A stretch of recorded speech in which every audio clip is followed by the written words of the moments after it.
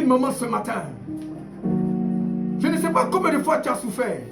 Combien de fois tu as réfléchi. Je veux abandonner. Tandis que certains ont avorté. Tandis que certains ont dit que non, ce n'est pas possible. Je ne peux pas élever cet enfant. Tu as accepté de mettre cet enfant au monde. Et j'aimerais te dire merci de la part de Dieu. Merci de la part de Dieu, my God. Il y a des milliers de femmes qui cherchent à enfanter et elles ne peuvent pas. Mais toi, tu as réussi à dribbler le piège de l'infertilité. Tu as réussi à dribbler le piège de la stérilité. Et le Seigneur me cherche de te dire ce matin que tu as plus que debout ce matin. Il n'y a personne qui peut t'égaliser. Parce que tu as été capable de mettre un fils de Dieu au monde. Une fille de Dieu au monde. C'est pourquoi je demande à tout le monde ce matin d'acclamer pour toutes les mamans. L'endroit où tu es, le Dieu que je sers, le Dieu qui m'a sauvé lorsque 15 Libériens m'ont attrapé en 2011. Ils m'ont fait coucher. Ils ont mis une machette sur mon cou. Et j'ai dit, let me pray before you will kill me. Et elle a dit, where are you know how to speak English like Liberian people? I am man of God. I pray for everybody in the world. Je prie pour les Libériens. Je prie pour tout le monde. Si vous me tuez, vous ne m'avez pas fait du mal. Vous avez écouté ma souffrance parce que je souffre pour les autres. La femme qui était dans le véhicule, qui était toute nue, elle est venue, elle a dit, laissez cet homme-là, c'est un vrai serviteur de Dieu. Parce que ses fétiches ont bougé. Or, quand ces fétiches bougent, ça veut dire qu'il y a un danger quelque part. Donc j'étais un danger pour les rebelles à l'époque. C'est Dieu qui m'a sauvé. Et personne n'a pu m'éliminer pour enlever ma tête, pour le mettre dans le canari. Ce Dieu-là, je lui parle ce matin. Que parce que ton ventre a enfanté, parce que ton sang a coulé, parce que tu as permis à l'humanité de pouvoir se multiplier, que tu n'aies jamais fait jusqu'à ce que tu quittes la terre. Que de la même manière ton ventre était gros, qu'à compter de ce jour, tu sois rassasié matin, midi, soir, tu sois rassasié à chaque seconde, tu sois rassasié à chaque minute. Et que toute maladie qui converge vers ton ventre, jusqu'à tes pieds, maladie sexuelle, maladie de ventre, toute maladie te quitte maintenant jusqu'à la dernière heure de ton existence. Et que cela soit scellé sur ton âme, sur ta vie, et que le Dieu que je sers, Yeshua Mashiach, te bénisse en abondance dans le nom puissant de Jésus-Christ. Quelqu'un me dit Amen. Ce matin, j'ai un bon message pour tous les enfants de Dieu à travers le monde entier. Et mon thème s'intitule La guerre des étoiles. Matthieu chapitre 2 à partir du verset 1er. Matthieu chapitre 2 à partir du verset 1er. Jésus étant né à Bethléem. Jésus étant né à Bethléem. Judée au temps du roi Hérode. Oui. Hérode. Voici des mages d'Orient arrivaient à Jérusalem. Et dit, où est le roi des Juifs qui vient de naître, car nous avons vu son étoile en Orient et nous sommes venus pour l'adorer. Le roi Hérode, ayant appris cela, fut troublé et tout Jérusalem avec lui. Il assembla tous les principaux sacrificateurs et les scribes du peuple. Il s'informa auprès d'eux où devait naître le Christ. Il lui dit à Bethléem, en Judée, car voici ce qui a été écrit par le prophète. Et toi, Bethléem, terre de Juda, tu n'excèdes pas la moindre entre les principales villes de Juda, car de toi sortira un chef qui paîtra Israël, mon peuple.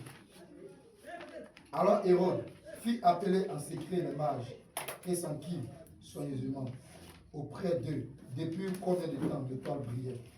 Puis il les envoya à Bethléem en disant, allez et prenez des informations exactes sur le petit enfant. Quand vous l'aurez trouvé, faites-le moi savoir, afin que j'aille aussi moi-même l'adorer. Après avoir attendu le roi, il partit, et voici l'étoile qu'il avait vue en Orient, marchait devant eux, jusqu'à ce temps arrivé au-dessus du lieu où était le petit enfant. Elle s'arrêta. Quand il aperçut l'étoile, il fut saisi d'une très grande joie. Il entrait dans la maison, vit le petit enfant avec Marie, sa mère, se prosterna et l'adorant. Ils ouvrirent ensuite leur trésor et lui offrirent en présent de l'or, de l'encens et de la myrrhe. Puis divinement avertis en songe de ne pas retourner vers Hérode, ils regagnèrent leur pays par un autre chemin.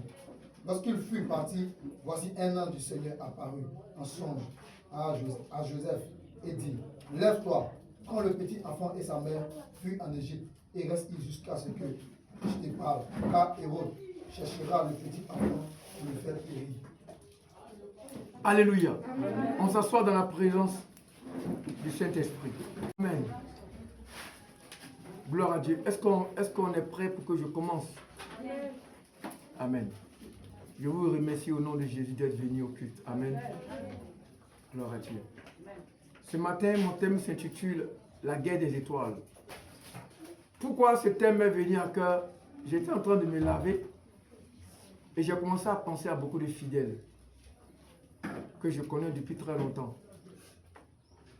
J'ai vu que ce sont des bonnes personnes. Elles ont accepté Jésus. Elles ont accepté de faire du bien. Parce que venir à l'église, c'est accepter de prier pour les autres. Mais il y a quelque chose qui ne va pas. Parce que ce que Dieu a prévu pour ces personnes-là est beaucoup distant, on ne voit pas. Donc, à partir de cet instant-là, je me suis rendu compte qu'il y a une guerre quelque part qu'on n'arrive pas à voir. Lorsque Jésus est né, la Bible dit qu'il y a des gens qui le cherchaient. Mais quelle a été l'importance et le poids de Jésus pour que des gens le cherchent? Et combien de personnes le cherchaient? 3 personnes. Mais qui étaient ces 3 personnes? C'était des rois. La Bible nous dit, et elle nous spécifie, les rois mages. Si on considère que le mage était magicien, si on considère que le mage est celui qui a les secrets pour contrôler le temps et les circonstances, ça veut dire que Jésus étant bébé même, incapable de parler, incapable de pouvoir distinguer le bien et le mal, qui était encore dans la nature végétale, il avait déjà des ennemis. Et qui étaient ses ennemis? Des rois sorciers. Mais quand on se pose la question, pourquoi un bébé peut-il avoir des rois sorciers? Tout simplement parce qu'il y avait quelque chose qui dérangeait les rois de la génération dans laquelle Jésus est né. La Bible dit que Hérode a vu l'étoile de Jésus. Hérode va appeler des rois. Et quand on regarde dans l'histoire des recherches, au 3e siècle, on a découvert que ces rois mages-là provenaient de différents continents. Est-ce que vous comprenez un peu la gravité? Ce n'est pas des sorciers qui habitaient dans le même continent. Il y avait celui qu'on appelait Balthazar. Balthazar est quitté en Afrique. Il y a celui qu'on appelait Melchior. Melchior est quitté en Europe. Et il y a celui qu'on appelait Gaspard. Gaspard est quitté en Asie. Dis avec moi, c'est grave. Il y a un qui est quitté chez les Chinois. La magie de Shinto, la magie de Shaolin, pour aller attaquer Jésus. Il y a un qui est quitté en Afrique. Balthazar, tu es mauvais. Il est quitté en Afrique. Il a pris la sorcellerie guérée, la sorcellerie gourou, la sorcellerie camerounaise, la sorcellerie gabonaise, la sorcellerie sénégalaise. Pim, aller attaquer Jésus. Et il y a un qui est quitté en Europe, Melchior. Là, il a utilisé la cabale, la franc-maçonnerie, le rosicrucianisme, entre guillemets, la haute magie pour aller attaquer Jésus. Mais pourquoi Jésus peut-il être attaqué par tous les sorciers de tous les continents? C'est que son étoile est une étoile continentale. Alors, je veux dire à quelqu'un, tu ne connais pas ta valeur, mais tes sorciers connaissent ta valeur. Depuis ton enfance, tu te négliges. Tu ne sais pas que Dieu ne t'a pas créé pour que tu vives dans une maison précaire. Tu ne sais pas que Dieu t'a créé pour que tu sois à la tête et non à la queue. Tu ne sais pas que Dieu t'a créé pour que ton nom soit inscrit dans l'histoire des nations. Tu ne sais pas que Dieu t'a créé pour que lorsque tu passes, alléluia, ton odeur soit un témoignage dans la vie des âmes. Parce que tu es un modèle, tu es une référence. Jésus était bébé. Ils ont attaqué Jésus. À cause de quoi? La Bible déclare que les rois mages ont suivi quoi? Une étoile. Donc toi-même, tu n'es pas important, hein? Mais c'est ton étoile que les gens cherchent. Et ce que je vais dire à quelqu'un, écoutez-moi bien. Quand on parle de mage, on parle de magicien. Quand on parle de magicien, on parle d'astrologue. L'astrologie, c'est l'étude des astres afin de les contrôler. 1. Lorsqu'on parle de mage, on parle d'occultiste. L'occultiste, c'est quoi? C'est la connaissance des éléments de la nature, à savoir le feu, l'air, l'eau et la terre. Lorsque tu connais ces éléments, lorsque tu contrôles ces éléments, tu es un occultiste. Ça fait partie de la magie. La magie, c'est quoi? C'est le spiritisme, l'invocation des morts et des esprits pour contrôler des étoiles. Donc, c'était des savants dans le mal qui sont venus croiser Jésus-Christ. Alors, moi, je vais dire à quelqu'un qui m'écoute aujourd'hui, si des rois mages se sont mis ensemble pour parler entre eux, pour aller attaquer Jésus, ça veut dire qu'à cause de ton étoile, il y a une organisation, il y a une confrérie, il y a un monde d'intelligence, un monde de personnes qui étudient, qui font des réunions nocturnes, parce que toi, ta présence dérange. Quand tu passes ta lumière qui brille dans le cœur et dans les yeux d'un homme qui t'apprécie et qui gagne une voiture, qui cherche à t'épouser, alléluia, dérange quelqu'un. Jésus était bébé, mais il dérangeait. Jésus était bébé, mais sa voix parlait. Jésus était bébé, mais son témoignage avait parcouru les continents tels que l'Afrique, l'Europe, et où ça, l'Asie. À cause de quoi? À cause de ton étoile. Donc, joue avec ton étoile. Mais tes ennemis ne vont pas jouer avec toi. Regarde, on dit que les rois mages ont quitté l'Afrique pour aller quelque part. Où était Jésus? Attends, à cette époque-là, est-ce qu'en Afrique il y avait des voitures? Non. Est-ce qu'il y avait des avions? Non. Est-ce que la route était bien nettoyée, bien tracée? Non. Est-ce qu'il y avait un endroit où on pouvait dormir dans une chambre d'hôtel pour dire je suis fatigué? Non. À cette époque, il y avait des animaux sauvages. À cette époque, il y avait des risques. Mais les gars, ils ont risqué leur vie pour aller affronter Jésus. Qu'est-ce que tu n'as pas encore compris sur ton cœur et puis tu t'amuses avec ton étoile? On dit, à cause de l'étoile de Jésus, quelqu'un a quitté la broussaille de l'Afrique, où il y avait des animaux sauvages, des animaux, alléluia, exotiques, qu'on n'arrive plus à voir de nos jours. Ils étaient là. Mais ils ont bravé ça pour aller affronter l'étoile. Regardez la Chine, un lieu de tremblement de terre, un lieu de catastrophe naturelle. Mais les gars, la tête tremble. Mais le Chinois, il dit non, moi je vais pour affronter l'étoile de Jésus. Alors moi je vais dire à quelqu'un, si l'étoile de Jésus a subi la guerre des étoiles, qui es-tu pour ne pas que ton étoile soit attaquée? Et ces rois mages, il faut comprendre trois choses. Un d'abord, c'était des savants, c'était des intelligences du monde de la sorcellerie. Deux, ils avaient une corporation. Quand on voit une étoile sur la terre, ils s'appellent entre eux pour aller attaquer l'étoile. Moi, je me demande comment ils ont fait à cette époque-là. Il n'y avait pas de téléphone. Comment ils ont fait pour s'appeler? Est-ce que vous comprenez le mystère? Il n'y avait pas de téléphone à cette époque. Mais comment les rois mages ont fait pour se concerter, pour se retrouver dans le continent où Jésus est né? Ça veut dire que l'heure est grave. Les sorciers ont une grande technologie. Les missiles ont une grande technologie. Ils travaillent énormément. La troisième des choses que vous devez comprendre, c'est qu'ils ont agi en commando. Quand on te parle de commando, on ne te parle pas des soldats de rang, on te parle des soldats d'élite. Des gens qui n'ont pas peur, des SAS, des forces spéciales, des Marines, des champions de la FBI, de la CIA, des gens qui sont prêts à mourir. C'est ceux-là qui sont activés à Jésus-Christ. Regarde un peu le décor de l'attaque de l'étoile de Jésus et fais un parallèle avec ton étoile. Depuis l'enfance, celui qui est fils de Dieu, celui qui est Dieu, celui qui a l'onction, celui qui a l'armée du ciel, les gens n'ont pas peur de l'attaquer. Et toi? Si le diable veut t'attaquer, il ne veut pas t'attaquer avec des choses péjoratives, des choses mineures. Il va t'attaquer selon son cœur. Et le cœur du diable n'existe pas. C'est de la noirceur qui est à l'intérieur. Quelqu'un me dit amen. 4. Ils sont organisés. Comme ton étoile, papa, les gens sont organisés, ma fille. Ils sont organisés. Ta maladie n'est pas simple. Ta séparation n'est pas simple. Ta misère n'est pas simple.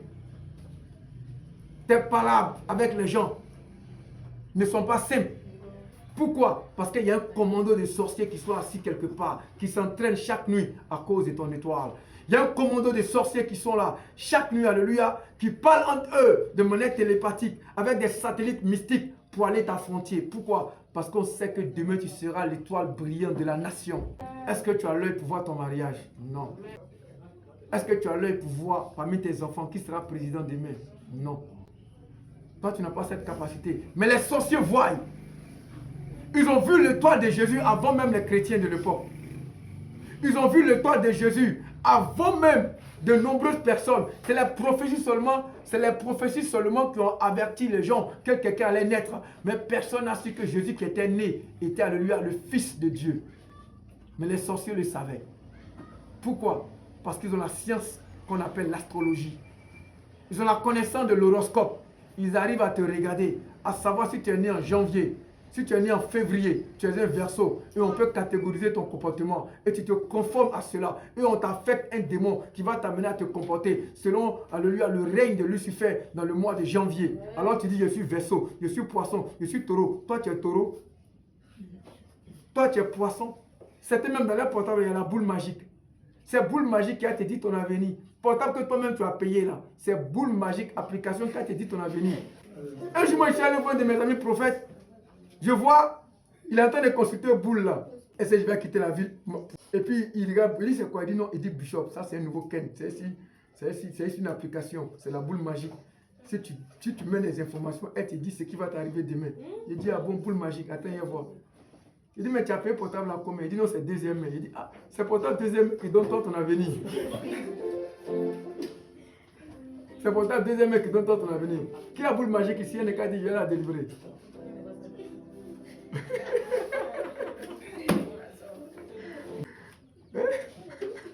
Alléluia, mets ton portable, viens délivrer ton portable, mets ton portable en l'air. Seigneur, libère ce portable de l'astrologie au nom de Jésus. Ah, mais tout le monde a boule magique. Tout le monde a boule magique dans leur portable. Je connais ça, c'est une application là. On parle ou bien on écrit? Est-ce que j'ai mes maris? On a pu. Est-ce que j'ai mes maris en 2025? Et puis souvent la boule magique dit certaines vérités et puis ça tombe.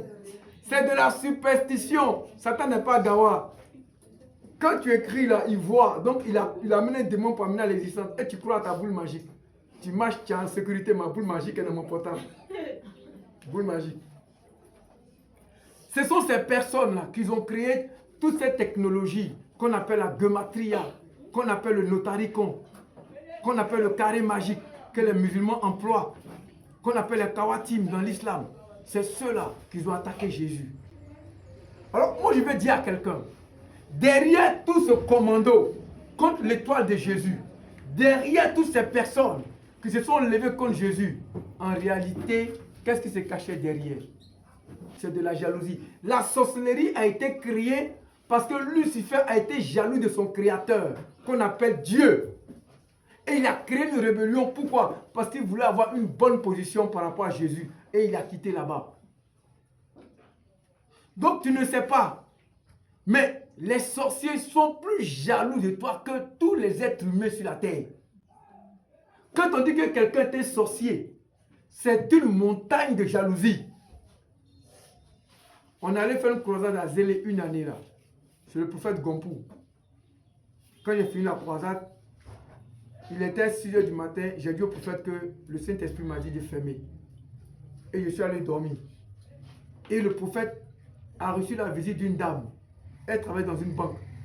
Tu vois la fille, même le soleil n'est pas clair. Elle a porté un mini lacet comme ça. Elle a garé une belle 4x4. Elle est descendue. Elle dit bonjour, prophète Gompou. Elle dit bonjour. J'ai appris que j'ai un prophète qui est venu ici. Je suis venu le voir. Elle va prier pour moi. Prophète, moi je t'ai dit que l'heure est finie. Le temps est fini. Je me repose. L'onction n'est plus là. Prophète a vu la voiture. Il a vu les cuisses de la fille. Il a vu quelqu'un qui est quitté en Europe. Il allait me réveiller. Moi, je me suis réveillé à 10 ans. J'ai regardé la fille là. Je dis, aujourd'hui là, c'est la grâce. Hein? J'ai oublié que Dieu m'a dit c'est fini. Vous voyez, je me suis assis maintenant en bishop. J'ai porté veste froissée rapidement. Elle est venue s'asseoir devant moi. Elle a mis ses pieds pour moi. Le Saint-Esprit a sauté dans mon oreille. Tic, tic, tic. Je suis là, il dit, ma fille, oui. Elle dit, non, j'ai appris à parler de vous. J'étais à Dijon, il y a ma soeur qui m'avait venu ici pour que je puisse vous bénir, pour prier pour moi. Elle a fait sortir une enveloppe. Dès qu'elle a fait sortir l'enveloppe, puis le Saint-Esprit m'a dit, je t'ai dit d'arrêter. Je t'ai dit de finir le programme. Et dans mon esprit, il y a l'instinct prophétique. Hein? Il y a l'instinct prophétique, il y a l'instinct spirituel. De la manière que les animaux ont un instinct. Quand ils t'apportent un chat, eux qui savent que toi tu manges chat là, le chat sait que toi tu es en danger, il fuit. Et l'esprit, le Saint-Esprit a activé mon esprit et j'ai regardé dans ses yeux. Ses yeux étaient comme les yeux d'un chat. Ça veut dire que si je touchais l'offrande, c'était fini pour moi. J'ai dit, je me suis levé en même temps. J'ai employé un parler en langue que je garde dans les croisades. Ma brique t'a rebrocadéré. Elle est tombée, t'attends, boua! L'argent qui a été envoûté, elle est tombée. Quand elle est tombée, putain, quand elle s'est réveillée, elle a pris la position des dragons, comme ça. Vous voyez souvent dans les clips là, des artistes béninois, là, ils font comme ça là. C'est la danse des sorciers, hein. Cette danse que vous voyez là, c'est la danse des sorciers. Les gens mettent ça dans les vidéos, dans les clips des artistes là. C'est la danse des sorciers. On appelle ça le développement de l'énergie pranique. Les sorciers font ça. Alléluia. Et quand elle a commencé à faire, j'ai su que j'avais affaire à un mage roi. Ce n'était pas n'importe quel sorcier qui était là.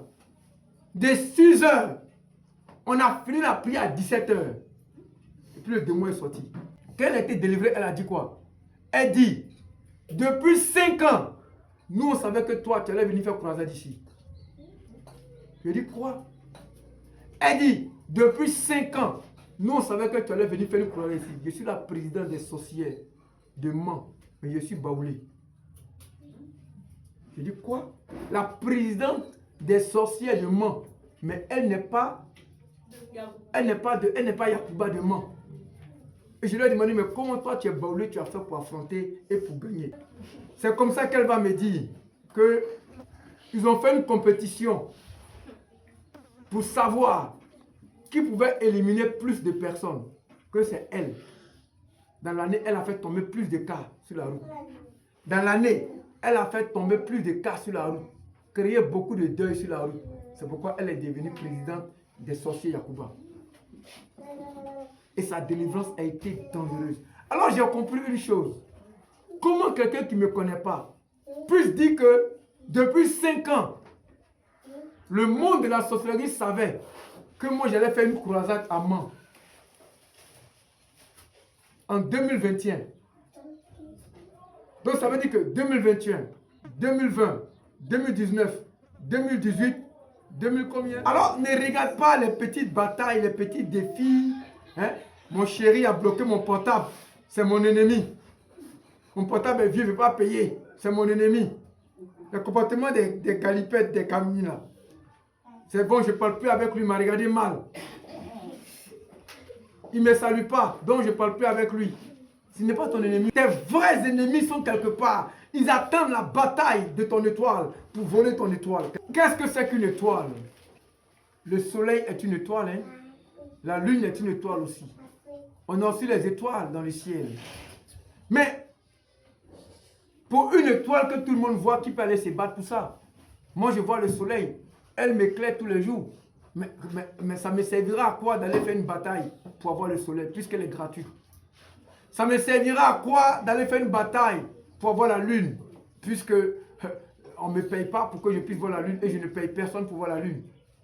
Donc, les étoiles pour lesquelles les rois mages se sont déplacés sont très différentes. Dans Job chapitre 38, verset 7, écoutez ce que le verset dit. Alors que les étoiles du matin éclataient en chant d'allégresse et que tous les fils de Dieu poussaient des cris de joie. Job 38, verset 7. Ça veut dire que les étoiles chantent, n'est-ce pas? Mais est-ce que le soleil chante? Non, il n'a pas de bouche.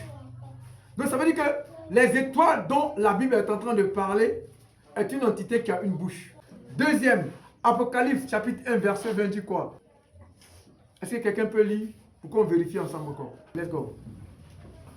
Le mystère des 7 étoiles Le mystère des 7 étoiles que tu as vu dans ma main droite que tu as vu dans ma main droite et des 7 chandeliers d'or. et des 7 chandeliers d'or. Les 7 étoiles sont les anges des 7 églises. Les 7 étoiles sont les anges des 7 églises. Les 7 chandeliers sont les 7 églises. Et les 7 chandeliers sont les 7 églises. Ton étoile est un ange. Lorsque tu es né, Dieu a mis un ange près de toi. Cet ange a ton dossier de vie. Cet ange rend compte à Dieu. Et maintenant, je vais expliquer un mystère que vous allez comprendre. Quelqu'un me dit Amen fort. Est-ce que vous savez qu'une personne qui n'a pas un ange est considérée comme un zombie devant Dieu? Tu es considéré comme un mort vivant devant Dieu. Pourquoi? Parce qu'il n'y a aucun rapport entre toi et Dieu. Il y a des personnes actuellement qui n'ont plus d'étoile à cause des actes qu'ils ont posés dans le secret. Un d'abord, qu'est-ce qui peut retirer l'étoile d'une personne? Lorsque tu ne payes pas ta dîme, ton étoile peut partir parce que Dieu ne reconnaît pas ta présence. 2. Le péché contre-naturel. Tu es un garçon, tu vas avec un garçon. Tu es une femme, tu vas avec une femme. Ou bien tu vas avec un animal. Ça retire l'étoile. 3. Quand tu n'as pas la place qu'il faut, Dieu veut que tu sois chantre. Toi, tu dis non, je vais m'asseoir dans le peuple. Dieu te retire ton étoile. Donc tu vis comme un zombie. Tu manges comme un animal. Mais Dieu ne te parle plus. Un rapport sexuel avec une personne qui est maudite te retire l'étoile. Quand ton étoile n'est plus là, tu sens que tu n'es personne. Mais comment tu peux retirer ton étoile? Les rois mages ont fait quelque chose qui étonne tout le monde. Les grands sorciers sont allés voir Jésus. Jésus est qui? Il est l'étoile brillante du matin.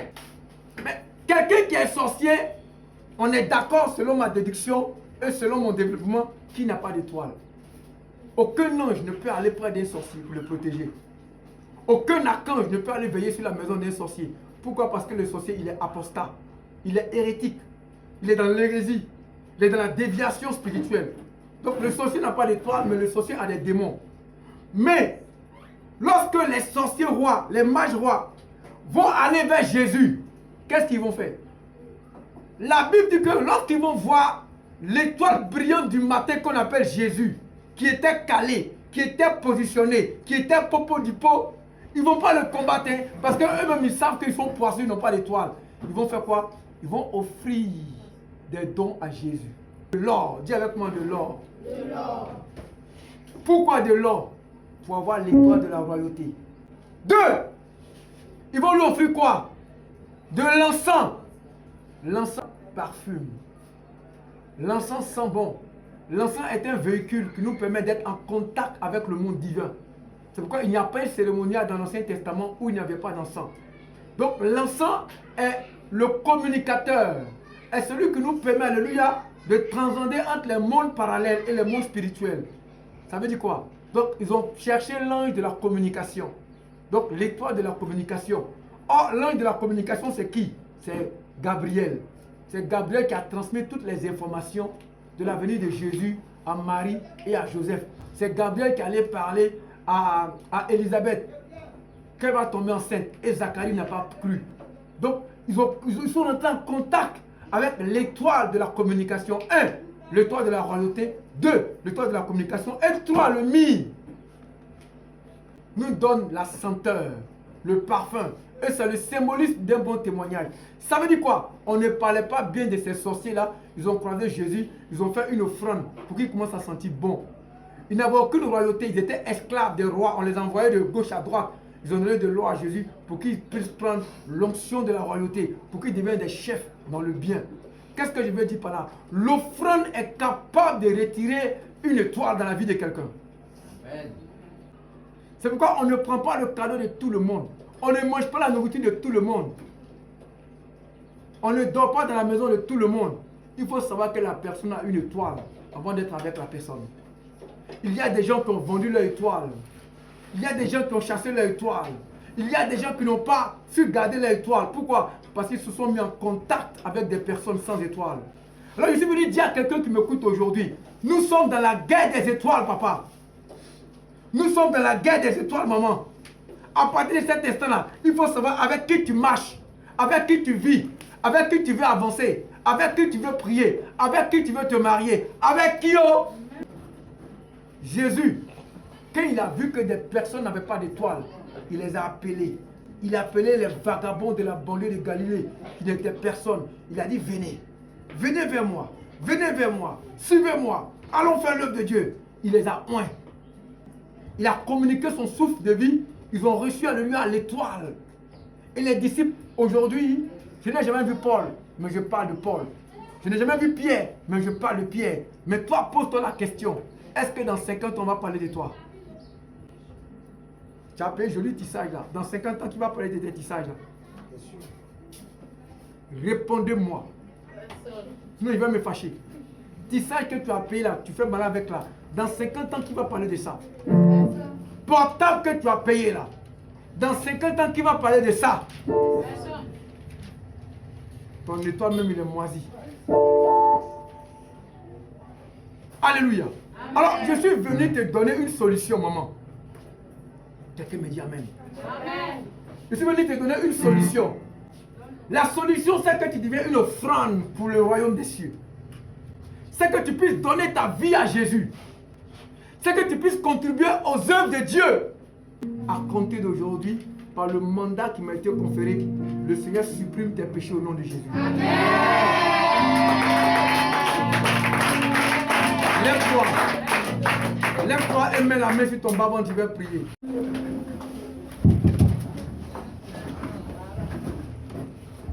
C'est quand j'ai fini maintenant et puis le micro vient. Seigneur, tes enfants ont écouté le message. Je suis venu dire à une personne, apprends à faire des offrandes. Tu vas connaître l'accélération. Oui, tu vas connaître l'accélération. Toutes les personnes qui ont respecté ce principe dans la Bible ont eu une vie changée. Ça peut ne pas se passer dans la même année. Peut-être même pas dans la même année. Peut-être même pas dans la deuxième année. Mais je sais une chose. Que la bénédiction qui a été relâchée à cause de ton action ne mourra pas. Elle s'accomplira. Si ce n'est pas sur toi, ça sera sur ton enfant. Si ce n'est pas sur toi, ça sera sur ton frère. Ton époque est ton problème, tu le récupères. Ton époque est exposée, tu le récupères. Je parle à ton âme. Je parle à ton corps. Je parle à ton esprit. Je parle au Dieu qui t'a fondé, qui t'a créé, qui t'a formé. Je lui dis que tu as besoin d'une étoile de roi ce matin et de l'air ce matin. Je dépose ta couronne sur ta tête. Je dépose ta couronne sur ta tête.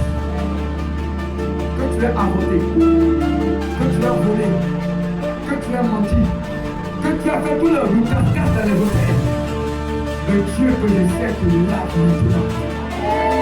Il te lave, il te lave.